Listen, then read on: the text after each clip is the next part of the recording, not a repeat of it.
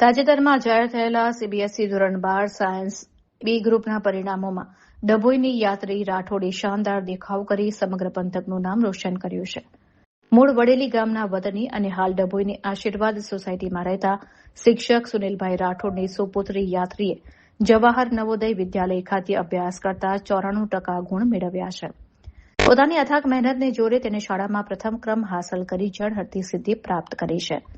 એક શિક્ષકના સંતાન તરીકે યાત્રીએ સાબિત કરી દીધું છે કે જો મનમાં દ્રઢ સંકલ્પ અને અભ્યાસ પ્રત્યે સમર્પણ હોય તો ગમે તેવું કઠિન લક્ષ્ય પ્રાપ્ત કરી શકાય છે.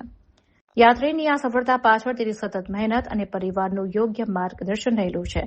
તેની આ સિદ્ધિ ગ્રામ્ય વિસ્તારના અન્ય વિદ્યાર્થીઓ માટે પણ પ્રેરણારૂપ બની રહી છે. પૌત્રીની આ સફળતાથી દાદા રમણભાઈ રાઠોડ સહિત સમગ્ર પરિવારમાં ખુશીનો માહોલ છવાયો છે. સોશિયલ મીડિયાના માધ્યમથી અને રૂબરૂ મળીને લોકો આ તેજસ્વી તારલાને શુભેચ્છા પાઠવી રહ્યા છે. દીકરીએ વિજ્ઞાન પ્રવાહમાં મેળવેલા આ ઉચ્ચ ગુણાંકે સાબિત કર્યું છે કે ડભોઈ પંથકની પ્રતિભાઓ આજે રાષ્ટ્રીય સ્તરના બોર્ડમાં પણ ડંકો વગાડી રહી છે.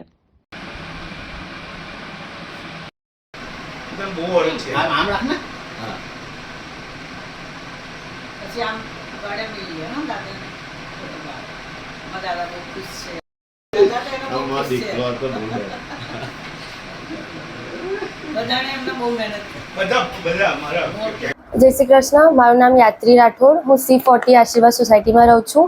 મેં મારો અભ્યાસ જવાહર નવોદય વિદ્યાલય સાદી વડોદરાથી કર્યું. મારા CBSE કક્ષા 12માં 93.8% આવ્યા છે. એનું શ્રેય મેં મારા માતા પિતા, દાદા દાદી, મારા સ્કૂલમાં રહેલા શિક્ષક અને મિત્રને આપીશ. મેં હોસ્ટેલમાં 6ઠ્ઠા થી 12મા ધોરણ સુધી ભણી છું, એટલે ક્યાંક ને ક્યાંક મારા શિક્ષક અને મિત્રોનો શ્રેય થોડોક મને વધારે લાગે છે. પણ એનો મતલબ એ નહીં કે મારા પરિવારવાળાએ મારો કશોક બી રીતે ઓછો સપોર્ટ કર્યો હોય. મેં હોસ્ટેલમાં હતી પણ દર રવિવારે મારા પપ્પા મમ્મી આવે, એમને મને હંમેશા મોટિવેટ કર્યું કે બેટા તું બહુ બધું કરી શકે છે, અને એના લીધે જ મેં આટલું બધું કરી શકી.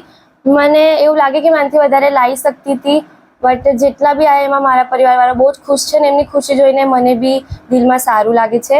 મારા દાદા દાદી જોડે મેં અહીંયા ડભોઈ રહું છું. મારા મમ્મી પપ્પા તો પાદરા રહે છે, તો બી આ ઘર કદી બી અધૂરું નહીં લાગ્યું. એ લોકો મારી માટે ભગવાન જેવા છે.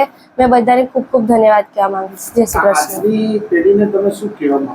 મેં કહેવા માંગીશ કે પરિવારમાં જે બી લોકો રહે છે એમની ઈચ્છાને જોઈને જ આગળ મહેનત કરવી.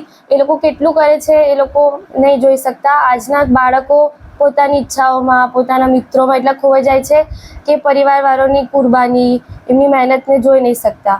મેં કહીશ કે એમને જુઓ અને એમને જોઈને જ મહેનત કરો. એમને જોશો તો મહેનત કરવાની ઈચ્છા થશે જ.